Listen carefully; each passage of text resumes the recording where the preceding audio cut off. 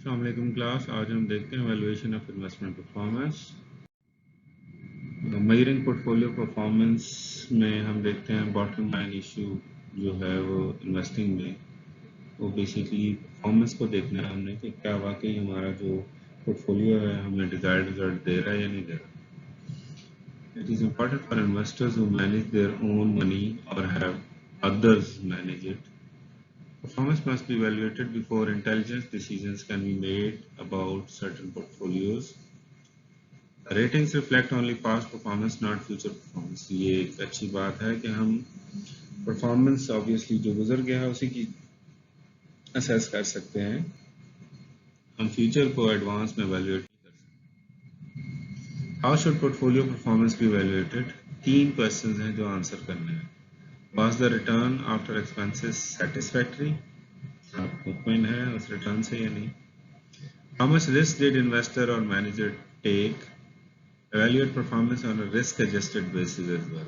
So आपने risk adjustment जरूर करनी. What would have been earned? That is the proper benchmark. So आपने एक benchmark बनाना है, एक reference portfolio बनाना है कि लोगों ने या किसी और के portfolio से उसे क्रॉस रेफर कर सकते हैं. उन्होंने 15% अर्न किया है, मैंने 12% क्यों अर्न किया. सो ये जो रिलेटिव कंपैरिजन है ये बहुत ज़रूरी होते हैं.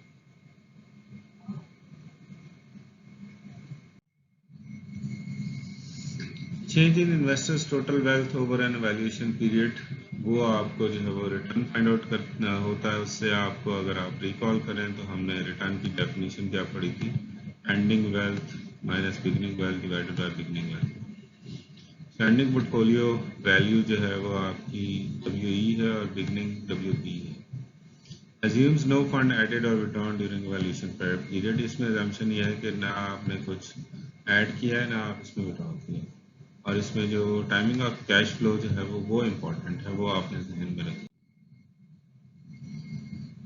मनी वेटेड रिटर्न्स भी होते हैं. ये बेसिकली इक्वलेंट होते हैं IRR के, इंटरनल रेट ऑफ रिटर्न जो हमने पढ़ा था यील्ड टू मैच्योरिटी के कॉन्टेक्स्ट में और टाइम वैल्यू ऑफ मनी के कॉन्टेक्स्ट में. सो IRR जो है वो उसके बराबर होते हैं. ये measures actual return considering contribution and withdrawals. फिर इसमें मजीद एडिशन और डिलीशन जो है आपकी जो विड्रॉल्स हो रही हैं या कॉस्ट की सब्ट्रैक्शंस के बाद जो आपकी एडजस्टमेंट्स हैं उसकी बात जो है वो आपके जो रिटर्न्स हैं वो भी आपके मेजर हो जाते हैं. जो मनी वेटेड रिटर्न्स हैं equates initial value with present value of cash flows and ending value. So जो सिंपल रिटर्न था उसमें टाइम वैल्यू ऑफ मनी की कंस्ट्रेंट्स थी उसमें कि टाइम वैल्यू हम अप्लाई नहीं कर पा रहे. तो आप इनिशियल वैल्यू को present value of cash flows के साथ आप कंपेयर कर सकते हैं और एक तरह का नेट प्रेजेंट वैल्यू आ जाती है आपकी. Cash flow effects more comparisons to indices और पोर्टफोलियो इनएप्रोप्रिएट. सो ये जो कैश फ्लो इफेक्ट है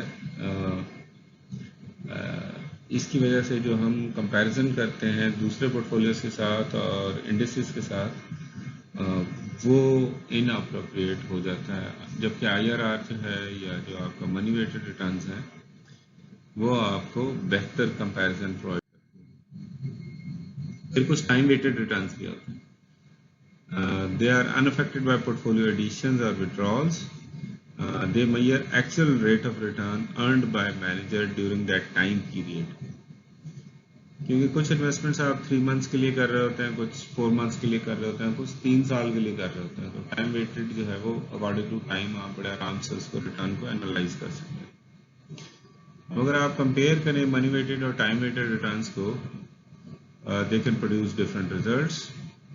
जो मनी वेटेड रिटर्न है captures rate of return to owner, और जो टाइम वेटेड रिटर्न है captures rate of return earned by portfolio managers. तो ये थोड़ा सा डिफरेंस आ जाता है इसमें. रिस्क मेजर्स की अगर हम बात करें, so different risk measures cause portfolios to respond differently to market changes. Total risk measured by the standard deviation of portfolio returns. अगर हम टोटल रिस्क मेजर करना हो तो वो तो स्टैंडर्ड डिविएशन से मेजर हो जाए पोर्टफोलियो रिटर्न्स के. जो नॉन डाइवर्सिफाइबल रिस्क है that is measured by securities beta, ये हम पहले डिस्कस कर चुके हुए हैं। और जो कोएफिशिएंट ऑफ डिटर्मिनेशन है जिसको हम आर स्क्वायर कहते हैं, ये डिफाइन करता है कि हमारा जो पोर्टफोलियो है वो कितना डाइवर्सिफाइड है।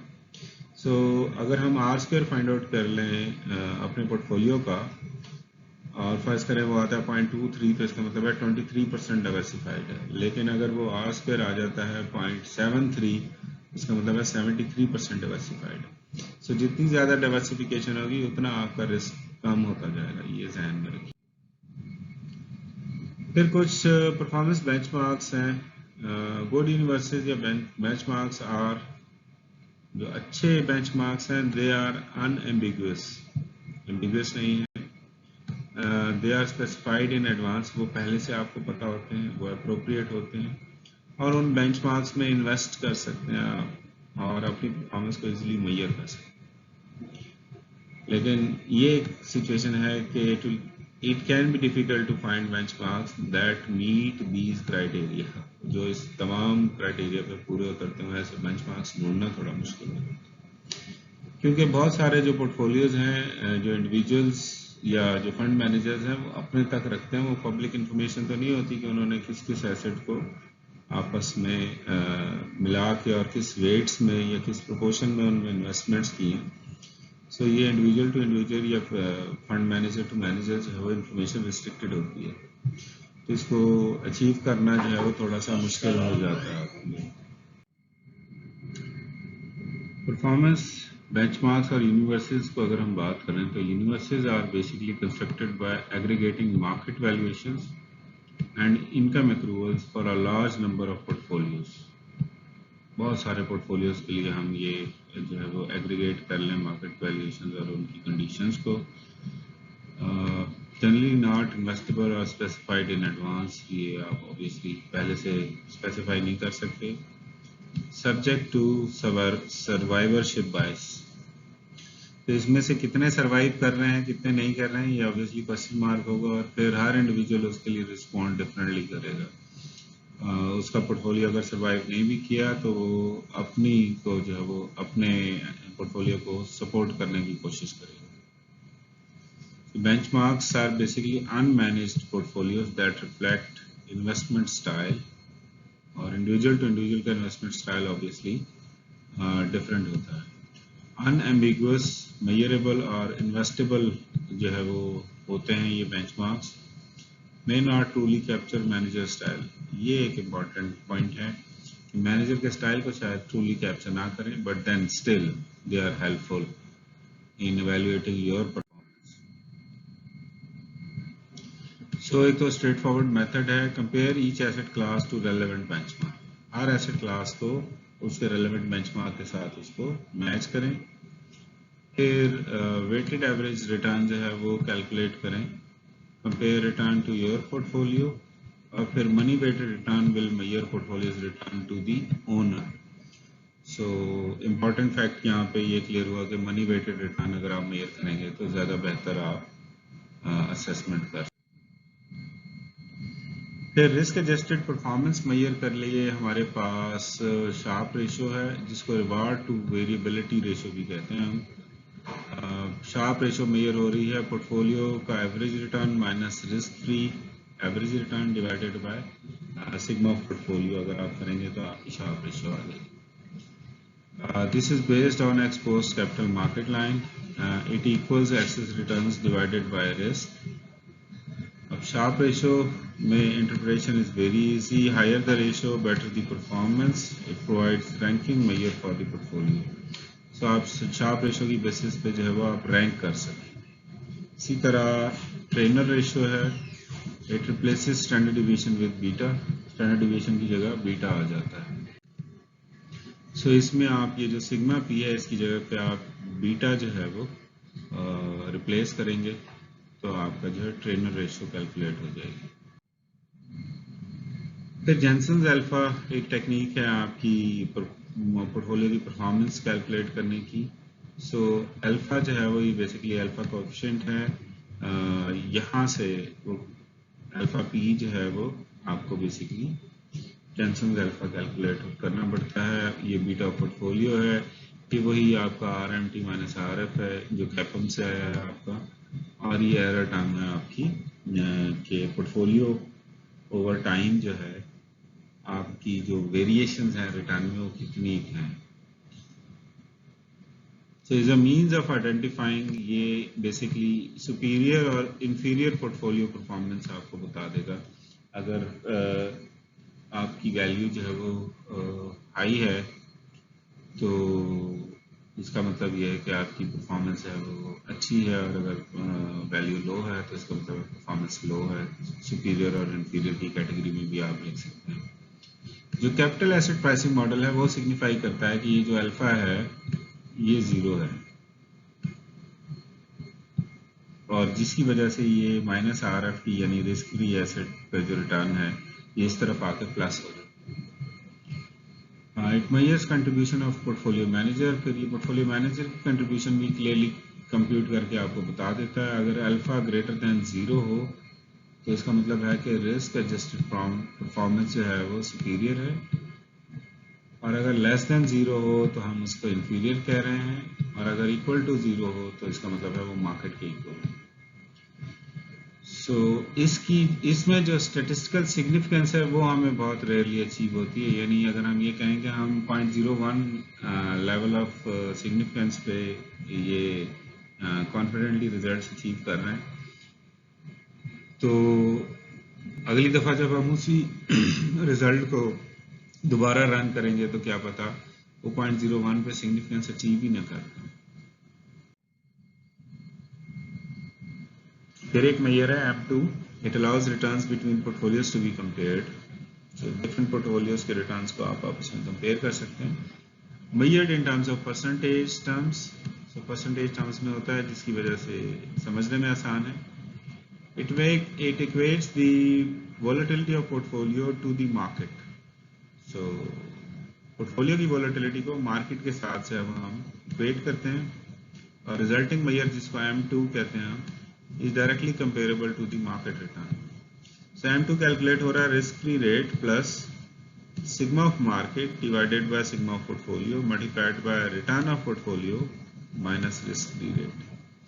तो इससे जो आंसर आएगा वो इन टर्म्स ऑफ परसेंटेज आपको बताएगा कि आपका पोर्टफोलियो सुपीरियर है as compare to market. So if portfolio is completely diversified, Sharpe, Trainer, M2, Jensen agree on ranking. So इन चारों मेथड से, Sharpe रेशो से, Trainer रेशो से, M2 से और Jensen अल्फा, ये तमाम जो है वो आपको एक जैसा ही रिजल्ट देते हैं अगर ये डाइवर्सिफाइड है। इसका मतलब ये है कि अगर पोर्टफोलियो सही तरह से डाइवर्सिफाइड नहीं होगा तो फिर इनमें कन्फ्लिक्टिंग रिजल्ट्स आएंगे, जिसकी वजह से आपके यहाँ कंफ्यूजन बढ़ेगी। So Sharpe ratio evaluates performance on the basis of both return and diversification, जबकि M2 जो है produces percentage return, और Jensen measures must be adjusted to rank portfolios. So अगर आपने portfolios को rank करना हो तो फिर Jensen को जो है वो लाजमी आप। Measuring portfolio performance में एक और रेशो है information ratio. It relates performance to a designated benchmark. So benchmark के साथ अब आपको compare करने में जो हेल्प करेगी जो चीज़ वो है इंफॉर्मेशन रेशियो, और वो आ रहा है mean active return divided by standard deviation of the active return. So इन दोनों के कंपैरिजन से आपकी इंफॉर्मेशन रेशियो आती है, where as mean active return often referenced as alpha, ये अल्फा कहलाता है आपका, और standard deviation of the active return often referenced as tracking risk. So alpha और ट्रैकिंग रिस्क के कॉम्बिनेशन से आपकी इंफॉर्मेशन रेशो ही कैलकुलेट हो जाती है। फिर एक और रेशो है Sortino ratio. Sortino ratio focuses on excess return relative to downside risk. So ये एक्सेस रिटर्न पे इसका जोर ज्यादा है, और खास तौर पे डाउनसाइड रिस्क के लिए यानी नेगेटिव या लॉसेस में जाने के लिए आपके जो चांसेस हैं वो बेसिकली सर्टिनो रेशो ज्यादा इफेक्टिवली मेजर करके देती है। ये कैसे कैलकुलेट हो रहा है? पोर्टफोलियो का एवरेज रिटर्न माइनस आर मार क्या है? Minimal acceptable return. सो ये आपका मिनिमल एक्सेप्टेबल रिटर्न है। इसी तरह डीडी है, ये डाउन साइड डिविएशन है, अगर प्राइसेस नीचे आ जाएं तो उस वक्त डिविएशन आपको कितनी फेस करनी पड़ेगी। So it is a useful measure when return distributions are not symmetric. अगर symmetric ना हो यानी asymmetric distributions हो तो आपको इसको यूटिलाइज करना चाहिए Sortino।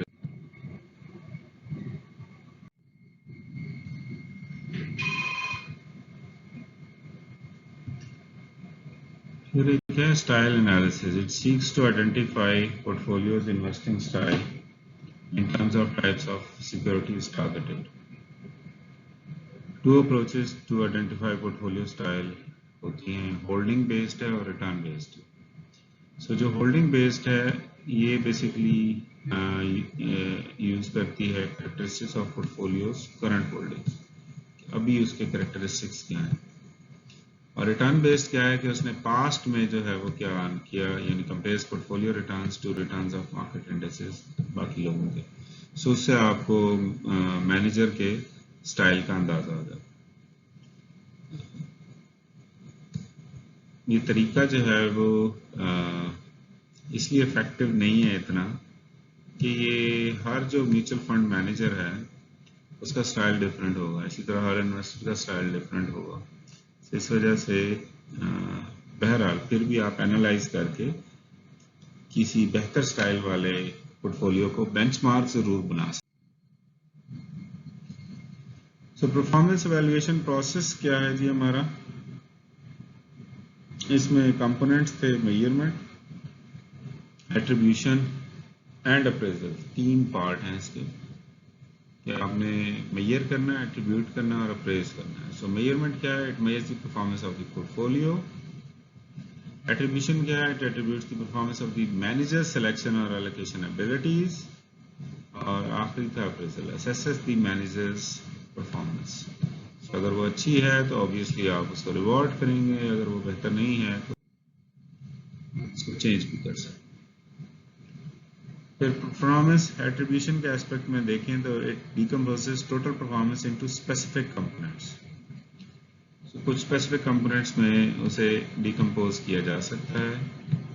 फॉर एग्जांपल एक अप्रोच है हमारे पास top down approach, it identifies benchmark to compare with portfolio. जो बेंचमार्क है design to measure passive results, passive results जो है वो मेजर कर सकता है difference between portfolios results and benchmark must be result of managers decision. और ये जो डिफरेंस है अगर फेवरेबल डिफरेंस है या अनफेवरेबल डिफरेंस है तो वो मैनेजर के डिसीजन की वजह से ये डिफरेंस है, अदरवाइज ये डिफरेंस नहीं आना चाहिए। अगर वो डिफरेंस फेवरेबल है तो इसका मतलब है कि आप वो परफॉर्मेंस एट्रीब्यूट कर सकते हैं मैनेजर को, अदरवाइज वो एट्रीब्यूट नहीं की जा सकती। Minimum standards develop to reduce performance misrepresentations जो हैं उसके लिए कुछ ना कुछ आपने मिनिमम स्टैंडर्ड जरूर डेवलप करने हैं कि कहीं आपको मिसरिप्रेजेंट ना किया जाए परफॉर्मेंस को। सो ग्लोबल इन्वेस्टमेंट परफॉर्मेंस स्टैंडर्ड्स जो है ये जिप्स रिक्वायर करता है कि आपकी जो कैलकुलेशंस और डिस्क्लोजर्स हैं उसमें यूनिफॉर्मिटी होनी चाहिए। Inclusion of all fee paying discretionary portfolios in composite with similar objectives. जितने फी पेइंग डिस्क्रिशनरी पोर्टफोलियोज हैं उनके जो ऑब्जेक्टिव्स हैं वो क्लियरली डिफाइंड होने चाहिए और फिर उनको कंपेयर करें आप नॉन फी पेइंग पोर्टफोलियोज के साथ। Compliance history for at least 5 years, आपने आज की नहीं पिछले 5 साल की जो है ना पूरी हिस्ट्री देखनी है। Effective valuation requires long term results. So long term results अगर अच्छे होंगे और फेयर मेजर्स, तरीका भी जो है वो ठीक तरीके से उसने मेजर किया हुआ है, ये नहीं कि हर दूसरे साल अपनी परफॉर्मेंस शो करने के लिए वो रेशो चेंज कर ले या मेथड चेंज कर ले, तो आप ये अलाउ नहीं करेंगे। ओके जी, that's it for today. Any queries please ask. अल्लाह हाफिज़।